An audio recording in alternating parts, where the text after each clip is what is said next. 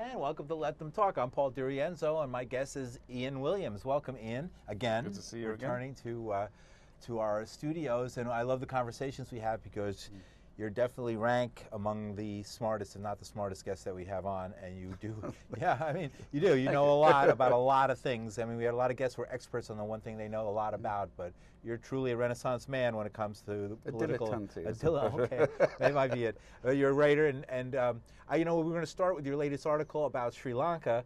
But what I wanted to do is take a second. I just realized to explain why we have Tahrir Square behind us, or what that is behind us, as a photograph taken over the last 24, 48 hours in Tahrir Square, which is packed with people who are continuing, I guess, the spirit of the Egyptian revolution versus the new president of Morsi, the new president of Egypt, who, my understanding, and it's really from the news and watching Al Jazeera, is that he's tried to pull the wool over the judiciary's eyes, and that seems to be a situation that's going on in other countries as well. Well, it's, you know, I'm a bit ambivalent about this because he's quite right. The judiciary was appointed by Mubarak and the previous regime, and it has been frustrating the popular will. But the question is, do you trust Morsi to be the person who overrides them? Isn't that so always I think that a lot of people out there in the square are sort of, that they're not quite sure whether they'd rather have Mubarak era judges who are sort of basically bribable and corruptible. Right, of course. They were put in for that purpose, yes, so we understand that. Or a born-again Muslim brother. So, I mean, you know, it's difficult to tell. It all boils down to, do you trust his intentions? And obviously, a lot of people don't. So you have this concatenation of interest between the secular rebels and the old regime. That's interesting, because it would be like, you know, supporting Obama but then protesting him afterwards because you don't like his position on so many things. Yeah, well, that's perfectly respectable. But I mean, Mitt Romney was a horrible alternative. Yes, so him and the 47%. Well, like I said, it turned out he had the 47%. The first time Obama was elected, I wrote that he was not the second coming, but he wasn't the Antichrist, and that was the real point at the time. After 8 years of the Bush administration, right? Well, good. We'll talk more about that. I wanted to now, and we'll come back to Egypt and the Middle East, because I was fascinated because when you mentioned that you had written an article about Sri Lanka, and I haven't. Well, it's on a larger issue, but there's all a case about friends and how this works internationally, because Sri Lanka has bolstered itself with friends. The Tamil leadership, the Tamil Tigers, are a bunch of vicious, nasty thugs that make Hamas seem quite sweetie. They were the former revolutionaries who were defeated and are now in the government? No, they're defeated and not in the government. Oh, okay. And the point was, it was quite clear to the UN and to lots of other people that in the big push to drive them out at the end, the Sri Lankan government was, let's say, you know, not being scrupulous about observing the human rights, including the right to life, of the Tamils who were in those areas. They were being shelled, a lot of people disappeared, war crimes were almost certainly committed, and the Sri Lankan government could basically rely upon the fact that they'd stayed friends with everybody. They had Russia on side, China on side, the Brits, the Americans, Pakistan, the Indians, yes, everybody supported them, because no one had any time for the Tamils. And of course, as the first UN report actually said, after 9/11, you know, basically all you had to do was to say terrorism, and all word of human rights flew out the window. They seem to collapse. The Tamils have been fighting for a long time, and then boom.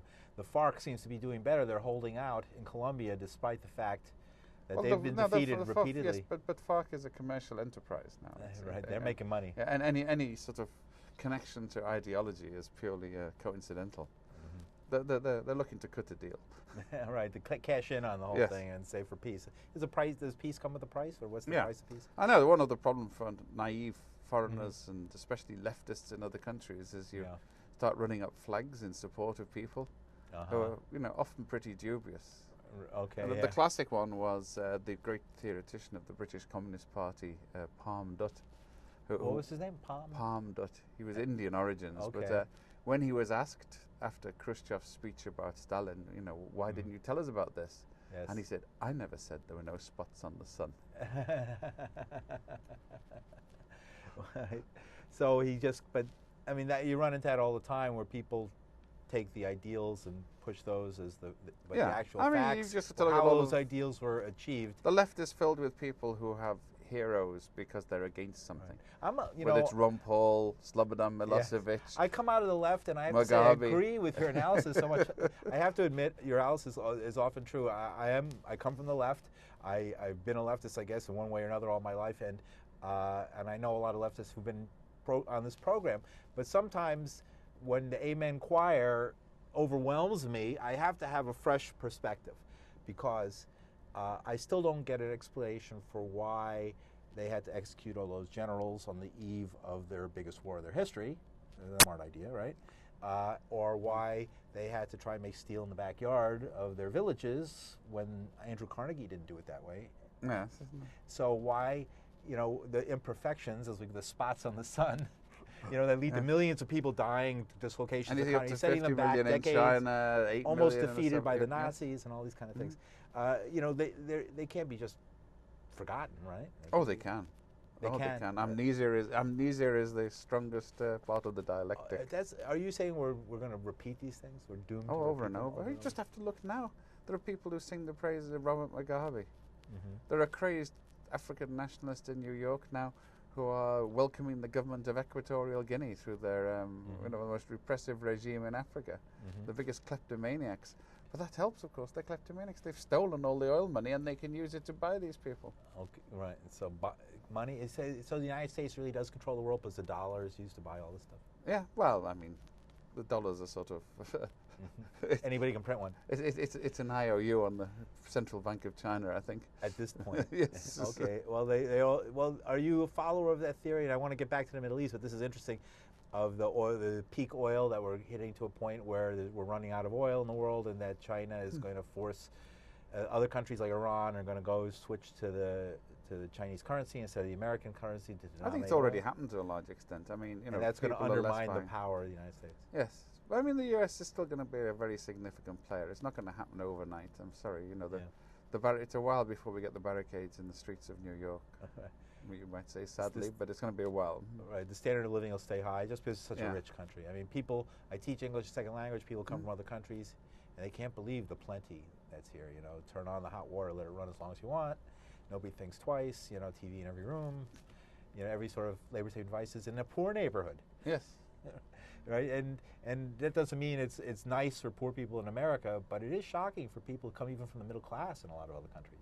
Well, not as shocking as it used to be. I think the appurtenances are there now, and I mean, what shocks a lot of them is if they go up into the backwoods and you see the tar paper shacks and places with no running water and the other sort of. And it's like in West Virginia still to this day, and places like that, or some of the worst. Hey, upstate New York programs, right? Anywhere you get away from prying eyes. Yes. People live however they can. That's true. I think that's shocking, and it's shocking that poverty would continue. Well. Are the excesses of communism worth it to get rid of the type of class difference that we have in America? No, I mean, it's not a necessary, it's not a binary opposite. I keep maintaining that despite the best efforts of neoliberals, Western Europe shows what you can do. All of these last 20 years, when ordinary, what you call middle class here, lifestyles have been stagnant, there's been incremental gains through most of Western Europe. They've got mostly still got free education, free health service, sort of social democratic, a social democrat, even a Christian democratic. I mean, they have all of these systems in place. Key on the democratic. Yes. In Germany, they make machinery, they make things, and they sell it to the Chinese. They don't export the jobs to China. They make things and sell them to the Chinese. They make BMWs and Mercedes. Where did the United United States machine go wrong? tools. Where did the United States go wrong? You let the money people run the show. The financiers on Wall Street. Yeah, no, in Germany and some of Western Europe, not less so Britain. But if you're going to have capitalists, then let's have industrialists and not financiers. What's your prognostication on the euro, the future of the euro? I think it's going to hang in there. Might lose some, but the proportion paid by Greece or even Spain in the overall eurozone is so small. It's the effect on so-called confidence. Okay. The bankers can cause a lot of problems, though. It can cause a lot of problems, but they're saying it causes many problems to the dollar. I mean, now it's got to the point where I think the dollar and the euro are sort of so closely linked that if one starts tanking, the other will as well. Wow, okay, we're heading to this one world. Oh yeah, faster than people realized. yeah. I mean, mean, we so we're already getting see down to that a with the couple oil. of- I mean, you talk about Yeah. peak oil. No matter how much oil the US is producing, oil prices will be determined on the world markets. And if there's a shortage on the world markets, then the fact you have a surplus in the country, unless you sort of rip up the whole globalization thing and And don't sell keep to it other here, don't countries. sell it here, Yeah, then the oil price is going to go up as well. right. Okay, so let's go to, because we're talking about oil, and you know, it could be said that we went into Iraq and possibly will go into Iran because of the vast oil reserves in those countries. What happened between Gaza and Israel in your point of view? What do you think happened? Well, it's a view that you don't often see in the US, but it was expressed by Owen Jones on British television when he rounded upon everyone. He pointed out, truly, that the Israelis have been shelling and bombing into Gaza Strip for a long time. They assassinated the person with whom they just concluded a truce, Sure. and then whinged when his followers very foolishly let forth all the rockets. You know, killing. Well, I'll say that he left all. What are you talking about? Left all the records? I No, let off all the rockets. Oh, rockets. Yes, Okay, yes. I thought you said records there for a No, second. no, Sorry no, about it. no. Rockets. No, I'm saying, Okay. you know, the Jabbar, the guy who Yeah. the Israelis assassinated was someone they just concluded Yeah. a truce that was holding. He's the one who negotiated the release of Shalit. So they're killing him. They did that because they knew it And would that provoke a launched- reaction. They would cause the And rocket yes, supply. so you know what this says to anyone who's been looking at the Middle East? What's that? There's an Israeli election coming. And there is. Yes, Right. And that's the sign. I mean, the Likud that party, Likud I one? was reading today, has an extremely conservative slate that's running, like to the point of whacked out. completely whacked out. I mean, these people should not be given shelf room in any respectable democratic society. They're advocates of ethnic cleansing, of, you know, there are ministers who say they want to take Gaza back to the Middle Ages, and that's the nice ones. The others just want to move the Gazans over the border into Egypt and take it all back for Israel again. Just bulldoze them out of there. Yeah, I mean, you know, we're talking about extreme opinions that would be ostracized if they were expressed by Why do any you other think they politicians. didn't go in? Because they would get mauled, which is bad for elections. Right. They didn't So want what any they losses. wanted, they wanted some spectacular sort of rocketry. They tested out the Iron Dome, Right. and I'm not at all sure whether the Iron Dome, the rocket defenses, were as effective. They as always say said. it's effective in the first few weeks. It's what they say 6 months from now. I'll be interested. 6 months from After now. somebody At the analyzes moment, it, there's a lot of people trying to Yeah. sell this system, and they're all saying Right. it was great. and it's people like wonderful. you and maybe me will go and analyze it, and we'll see how many hit, how many were shot down. The actual numbers will be available. And I mean, if they're talking about a war with Iran, then it's 20. If you've got 20% of the missiles get through, that's more than enough. Right. What are they trying to do? I mean, Iran is a lot bigger than Iraq, and it's a lot more unified. Yeah. And it is a democracy, like it or not, and it elects a, Sort of democracy, Yeah, you know. that's I mean, what it's a guided democracy. yeah. Don't But- try to run as a candidate if you're against the Ayatollah. Please, I you don't. know, I for don't our deny own that. I health. don't give them any support. However, the U.S. has promoted weaker democracies than that Much as weaker, democracies. yes. You know, so a matter of fact, Hamas was elected. I mean, also I'm Hamas was sure- elected in an open election, which was certified by all the observers. We said Yeah. they needed democracy. They got democracy, and we refused to Right. recognize the results. A lot of the Hamas MPs, by the way, are in Israeli prisons. That's how much we respect democracy. Ian Williams joining us on Let Them Talk on Paul Durian. So, Ian, do you have a blog or something like that you want to tell people about? So they can follow you? Well, I do stuff on Deadline Pundit. Uh-huh. I have a radio show which is syndicated, the Catskill Review of Books, Okay, which you great. can look up, in which I interview authors. It's an iPod type of thing? No, it's actually broadcast. Broadcast on broadcast any on stations? FM, WJFF, and about half a dozen other stations around the country. And the name of it again, the show, is? The Catskill Review of The Books. Catskill Review of Books. Is that where you're living now? I have been. I'm sort of commuting at the moment. Okay, great. I love it up there. It's beautiful. Has its moments. Great. So tell me, Ian, of course, is a fascinating conversationalist and someone who's really knowledgeable.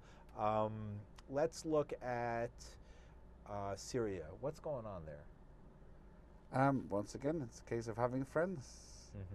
The Sri Lankans made friends with everybody. The Syrians made friends with the Iranians, with the Russians and the Chinese. And that's holding them into power when they should be gone by now. Like Yeah. Libya, they should have been gone. You know, I really hold the Russians and the Chinese culpable here. They should have sent much, as with Libya, they should have sent stronger signals saying, sorry, the game is up.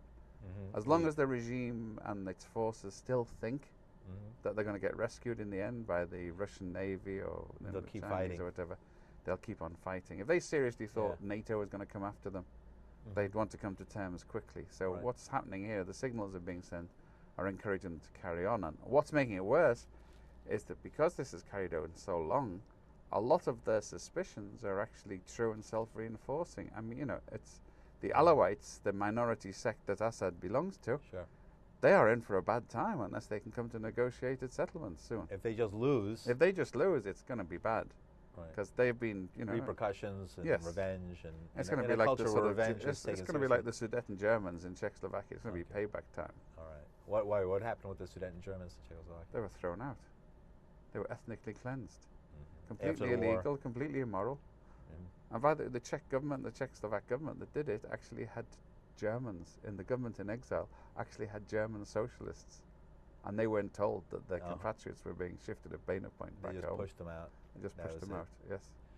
Well, that's what happens when you lose a war, right? It can be pretty. Yes, but nasty. when you say you, I mean, I mean the one Sudeten Germans did, but yes, I mean who? The German Social Democrats were in exile with the rest of the rest of Czechoslovakian government. Okay, so there wasn't. Where was the socialist unity? There was supposed to be socialist unity. I'll go and tell Stalin about that one. Oh, it's like they moved people around. I teach a lot of students, and they tell me stories of being moved, especially the ones of German heritage who were born in Russia. They have family stories of being relocated, moved. Yeah, they were sent to Central Asia. Terrible places. And I said, "What's wrong?" I've always wondered. You don't get executed, you're sent away to exile. What's wrong with that? And they said, in those days, there was no civilized places. You were sent to just dumped in the middle of a steppe or a desert. Crossroads in the middle of nowhere, and had to build your own thing. But, where today there are beautiful cities, and back then there weren't those things. Okay, interesting. Williams, Iran, are we going to have a war with Iran? I don't think we are. Oh, the United States, I speak in the royal we. I think Israel is. No, I think England might, you're English, right? In heritage, British. Yes. I know there isn't. No, I mean I don't. Do you think Britain would join the United States in a war like that? No, the Europeans aren't going to get that. They're not. They're slavish in their attention to Americans, but they're not that stupid. They know this one is a bad one, and they know who's pushing for it. And basically, it's a war that can't win. It's a war that can't be won. It's going to sort of wipe out. I mean, it's just what the world needs at the moment. Is you've got Saudi, the Gulf, and the Iranian oil off the world market at a time when everyone's teetering on the edge of a financial crisis. Sure. Just what every government in Western Europe is praying for. Right. Another giant war to cut off oil and cause the price of oil to go through the roof. And all of those economies to collapse. I mean, the world economy is in a very unstable position. Yeah, Central Asia is also, each one of those countries are teetering. None of them can get their oil to markets as long as once that one starts. All right. So, that's what people said before World War I. Capitalism, the business sense, the trading links between all the countries would prevent any war from breaking out, but one did anyway. Yeah.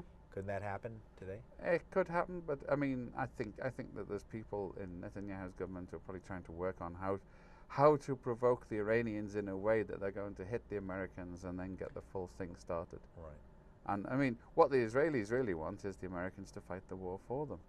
If you saw some of the deals, I mean, this defies. There were, in the Wall Street Journal, New York Times, there were respected academics arguing that the way to prevent Israel starting a war with Iran is for us to do it for them.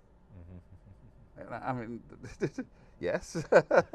Are you mad? I mean, it's illegal. You don't have to dislike or like the Iranian regime to know that it's wrong to start a war, and especially on behalf of a country that actually has 200 nuclear weapons on the suspicion that another country might in a few years' time have some. One that would be probably as big as a boxcar, and would be another generation before they could even get one of them down to the size. And by then, I'm sure they'd be totally cut off. Actually, I'm afraid it's probably quicker than that now, because they can get it down to like a small size and put it on a rocket. You don't go to IKEA and buy them in kits, but it's getting close. The technology is out there. People know how to do it. And that's sad.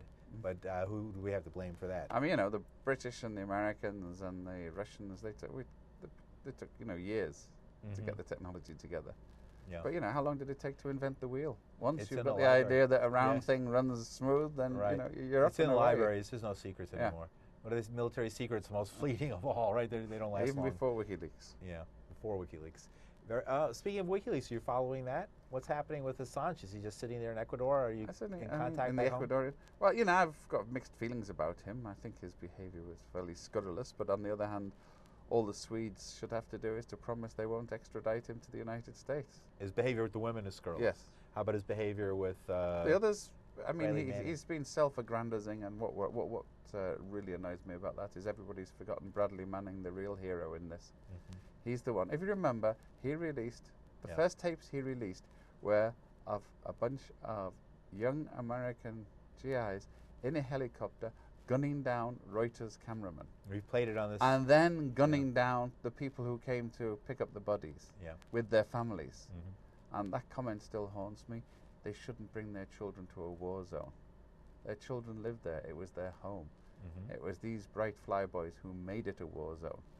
And not one hint of inquiry on the part of the United States. A clear manifest war crime was committed. You could say it was an accident. They might have thought those cameras were. But gunning down people coming to the aid of the wounded is a war crime. It makes you a whistleblower by any definition of it. I mean, obviously. And also the way they've mistreated Bradley Manning. By the way, he's half British as well. Oh, he is? He actually holds a British passport. I didn't know that. Yes. It's interesting. So he could live there if he wanted to. In the Ecuadorian embassy, maybe. As well.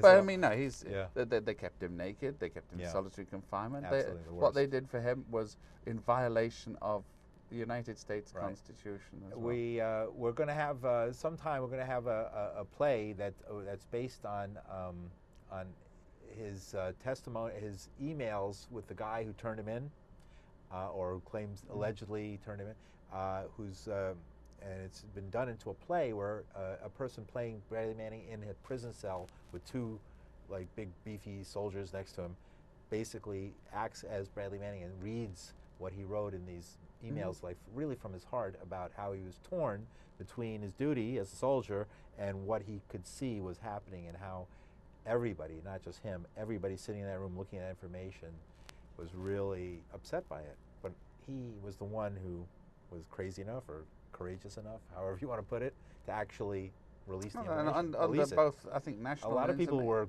grinding about it. You know, under national and international law, what he did was perfectly legal and ethical. If you see a crime being committed, it's your duty to stop it.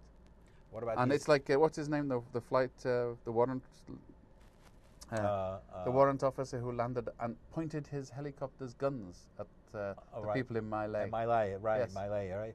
It took him 40 years to get a medal for it. 40 years before he got a medal. I know he's the most courageous guy. He was the one who came with his helicopter, saw it, and he aimed his guns at his own guys. He actually stopped at his own side and said, you know, I'll shoot if you carry on. Now, he was a hero. And what the US government should have done, or what the Pentagon should have done, is to lionize him as a hero at the time and send a signal. As it was, they buried him, basically. Never got promotion. He was shuffled out the army. He certainly wasn't decorated for it. I think it was Clinton who decorated him in the end, I think. I'm not sure. I have to look it up. But I know his name is only recently really, you know, I don't remember. He is. Nobody spoke about that at the time. Of the great American military heroes, he has to be way up there with to have the courage to do that and to see what was wrong. And to do the right thing. We've had many guests on this show from Afghan Iraq veterans against the war, and each one of them has a story. Like the ones who served, some did not serve actually in combat, but the ones who did, you have these kind of stories. And basically as real soldiers, they rarely like to ever talk about them, but you know, you can get a feeling from it, from the interviews of what happened. And they basically look at the camera and say, the worst thing you can possibly imagine happened. You don't have to know the details, you know, just imagine that. And so what are we doing to our own guys, as well as the people who are being injured? Or remember the way that, remember with the Swift boating, where Kerry was sort of vilified and tarred and feathered in public for doing the right thing. What was that? For saying that there were crimes committed, and it was wrong. Right. Well, that's what happens. Yep. Let's come back, last few minutes, Ian, let's come back to where we started, which is I was fascinated by, and we haven't spent enough time on the Sri Lanka controversy, because where did the Sri Lanka, the Tamil Tigers, they were called, the guerrilla force that was defeated, where did they come from? Were they a They're indigenous. No, the Tamils have been there for centuries, millennia, depending on who you're talking about. They were sort of the original people in South India were the Tamils, they're Dravidian speakers. Right. Some of them were immigrants brought over by the British to run the plantations In Sri under Lanka. the days of the Indian Yeah. Empire. And they were discriminated against, by the way, Yeah. which doesn't justify what the Tamil Tigers were doing. The What they were doing to the Tamil Tigers, or what they no, were doing? the Tamil Tigers were the political military group I see. that was allegedly fighting on behalf of the Tamils. Okay, right. And the government, and increasingly the government in Sri Lanka has been sort of Buddhist nationalists Okay, who have persecuted the Tamils. all right. So they sort of provided a sort of justification for the Tamil Tigers. What are the Tamils? What are their religion? What's their, for the most part? As some are Muslim and some are Hindu. Okay, from India, right? yeah. Obviously. So that put them in conflict with the nationalists and the government there. Yeah, in Sri and Lanka. a lot of them were deported. And the rebellion, what was the roots of the rebellion? Was that truly a response to oppression? Or Yeah, was it was, and the bad guys took over. I mean, took over the movement. Yeah. Within the movement, the bad guys took over. The fact that there was definite discrimination Interesting. against, for example, the Catholics in Northern Ireland does not excuse the IRA going and letting bombs off in the middle of clubs and pubs in Britain. The story about Lord Mountbatten interests me because, Yeah. his children were killed. His own son, I think, Yeah. or nephew or something was there, and other children were killed along with him. And so, military targets, collateral damage, sounds familiar. He wasn't How a do you- military target, he was a political target. Right. They claim he was a military target Yeah, well, of course they would. because it didn't go too good. Yeah. As far as publicity, it turned Yeah. out to be a big No, bummer. I mean, and what So does that mean we can't use violence in the revolution? You're in dead stuck if you don't. As Karl Marx pointed out, it's counter-revolutionary violence is the real force. And knowing you the have difference, to be prepared to do it. we got a minute and a half. How do we tell the real difference between the revolutionaries and the fake, Well, for a the start, phony ones? revolutionaries have ethics. They They don't don't- kill civilians, and whatever Marx said about the commune, you don't shoot hostages. You don't go around Mhm. dragging Kronstadt mutineers and shooting them 3 months after the mutiny, like Trotsky did, for example. Okay. You don't go killing social revolutionaries because they disagree with you, as the Bolsheviks did. Real revolutionaries have ethics. They actually live by what they claim others should live by. Yes, the others are nihilists, the Bakuninists, Nothing. They mean nothing. yes, They're in the way, really, of progress. yes, they're amoral. If they have to do that, then they're on the wrong side. They've made it the wrong side. Ian Williams, I'm sorry to end on that note because I'm trying to get a word of hope from you. And Sorry, I have not much in the way. Not not much to in the go way of around at hope. the moment. Oh, No, well, sorry. sorry, but at least we know what the problems we face are. So thanks for joining us. Really appreciate having you on. And next week we're going to have a very interesting show about the Trans-Pacific